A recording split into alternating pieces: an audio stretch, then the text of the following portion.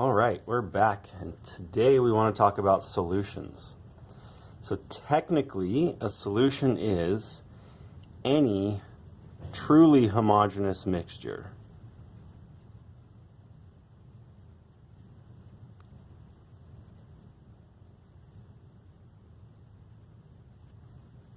Any truly homogeneous mixture. Okay, so this would include things like air. Air is actually a mixture of nitrogen and oxygen and argon, and we could keep going. Carbon dioxide, water vapor, other trace gases. So that's technically a solution. Also things like metal alloys. For example, stainless steel. Stainless steel is a metal alloy containing iron and chromium, primarily. You can mix in some other things as well, but no matter what would be mixed in, if it appears to be perfectly one substance, if the atoms are mixed down to the molecular level, then it is technically a solution. But in this class, when we refer to solutions, we'll almost always be referring to dissolving something in a liquid, and even more often it'll be just dissolving it in water. We're talking about aqueous solutions.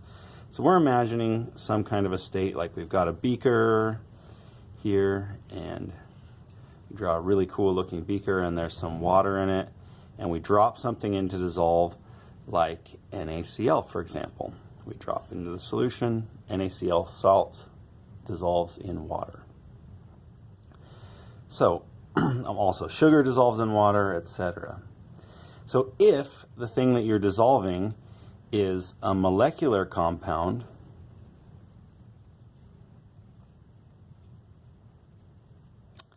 like methanol or ethanol, for example, if you put in CH2 or CH3, CH2OH, that's ethanol, that's the alcohol we drink. So if you're making this in wine or in vodka or whatever, you drop that into the water, and it looks exactly the same in the solution as it does out of the solution. It looks like a CH3, CH2OH still. So when molecular compounds dissolve, they stay in the same state they're normally in. And I'm just going to note they stay together. The whole molecule stays together as one molecule. But if what dissolves is an ionic compound, what they do is dissociate. And that means split up into their separate ions. So when sodium chloride dissolves, you get sodium ions floating around separately from chloride ions, not stuck together at all, with water molecules surrounding each one, helping them dissolve. So we call that an electrolyte solution.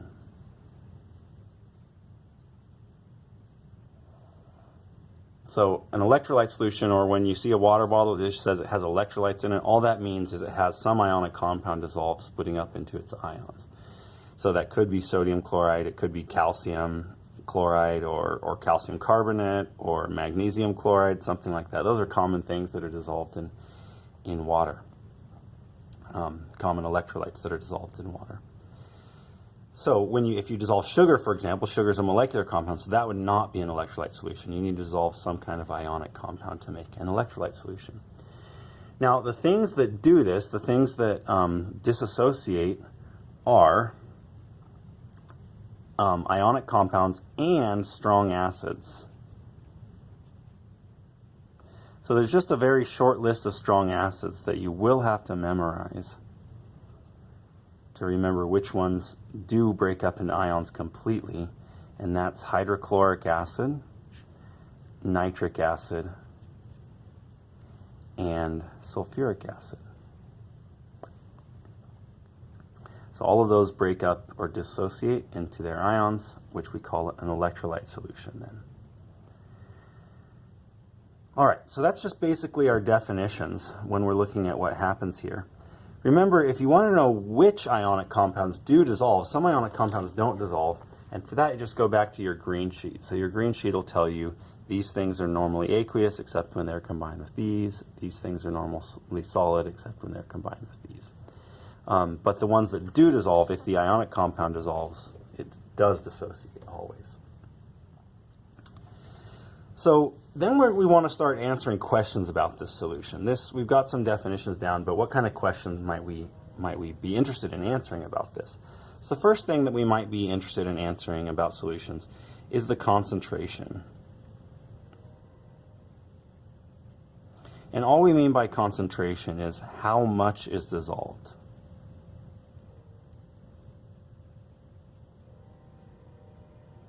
How much is dissolved?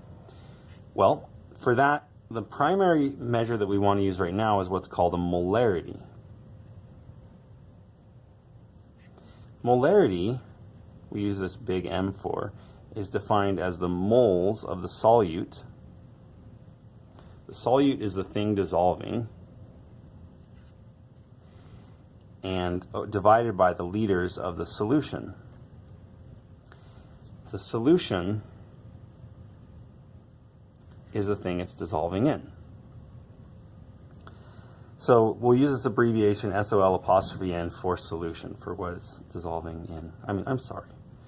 That is the liters of the solution, but the solution is the whole thing. The thing it's dissolving in is actually called the solvent.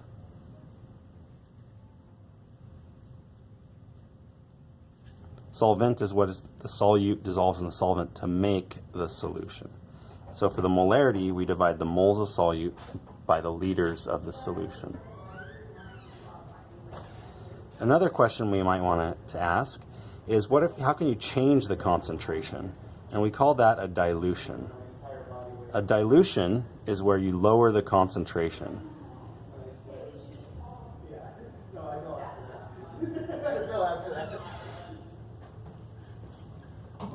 A dilution is where you lower the concentration. So you would take this solution that you made up here with a given molarity, and you would be adding water to it to get it to a lower concentration. We have a simple equation for that. We say M1 V1 equals M2 V2. So M1 is the molarity of the solution that you just made, or the solution you start with. V1 is the volume that you're going to use in the dilution, and V2 is the volume you're going to fill it up to, that you're going to end up with at the end, where M2 will be the final molarity then. And this equation is super easy to use. You can actually use any volume unit. You don't have to use liters or milliliters. You can use any one as long as they're both the same. And actually you can use any concentration unit as long as they're both the same. The biggest problem with this is just to always remember, do not use this if there's a chemical reaction happening, because it does not contain the stoichiometric coefficients, the coefficients from the chemical equation. So it doesn't have that information here, so you really can't use this. You'll be tempted because you'll see a chemical reaction problem and you'll see molarities and volumes, but you won't be able to use this equation to get the correct answer to that. So that's it for that. That's really all we need to know about solutions right now. What I want to move to now is to really quick, I'm going to do this very quickly, run through a few examples. So we want to learn how to calculate molarity, how to use molarity as a conversion factor, and then how to do a dilution. So we'll do that very quickly here. So the first question is, what is the molarity of a solution containing 3.4 grams of ammonia in 200 milliliters of solution? So to find the molarity is equal to moles of the solute, which in this case is the NH3, divided by liters of the total solution, which in this case is 200 milliliters. So we do need to do some quick conversions. We would need to convert 200 milliliters into liters. So I'll do that just by moving the decimal. That's 0.2000 liters, and that's what we'll plug in there. And then moles, we'll have to use the molar mass, which they've given to us. 3.4 grams of NH3, we'll use 17.03 grams per each mole of NH3. And that's what we'd get if we added it up on the periodic table to convert to moles. So if we do that, we would get 0.1996 moles of NH3, which we would plug in there. So if you take 0.1996 moles divided by 0.20 liters, and round to 2 significant digits, you're going to get 1.0 molarity of the NH3. And don't forget, we wrote in 1.0 molarity, but that still just means 1.0 moles of NH3 per liter of the solution. So that is still the same ratio. We just combine all of that down into this M here. All right, next example. Now we want to use that ratio as a conversion factor. So how many liters of 0.125 molarity NaOH contain 0.255 moles of NaOH? So we're trying to find the liters of the solution here, of the NaOH solution.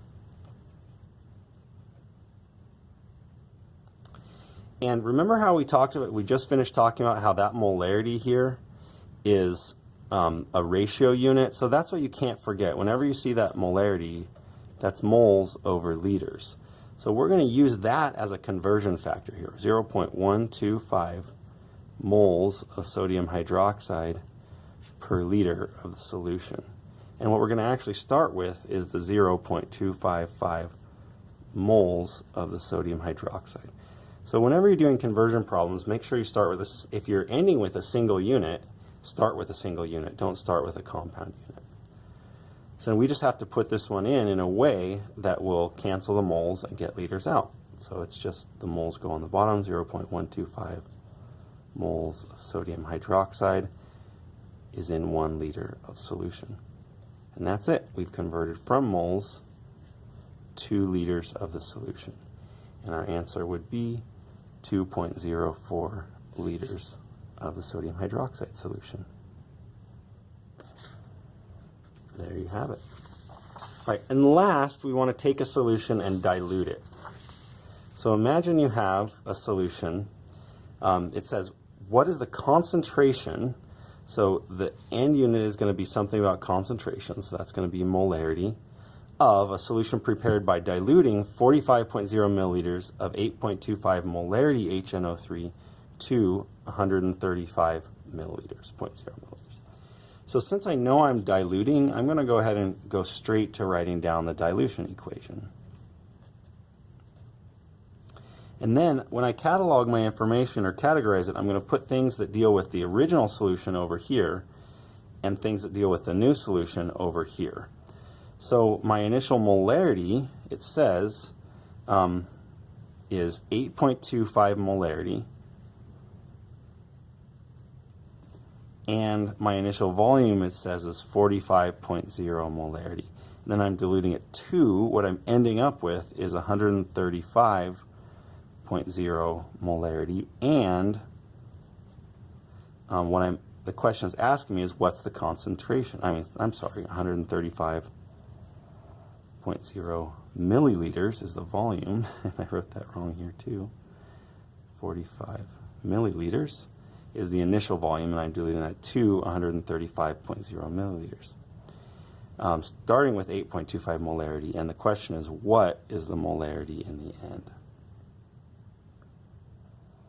All right, so all we have to do is plug this in and solve for M2. It's easiest actually to do the algebra now, so we just divide both sides by V2 before we plug any numbers in, and we get that M2 is equal to M1 V1 over V2. So you can just plug that in. The first molarity is 8.25 molarity. The first volume is 45.0 milliliters. The final volume that I filled it up to is 135.0 milliliters.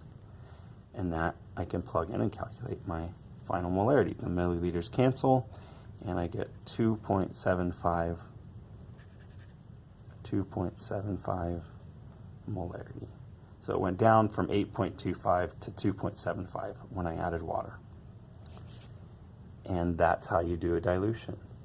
Now again, this is when we're diluting, and diluting is just adding water, adding solvent, not a chemical reaction. If you see a chemical reaction present, nitric acid is reacting with something else, don't use this equation. Thank you.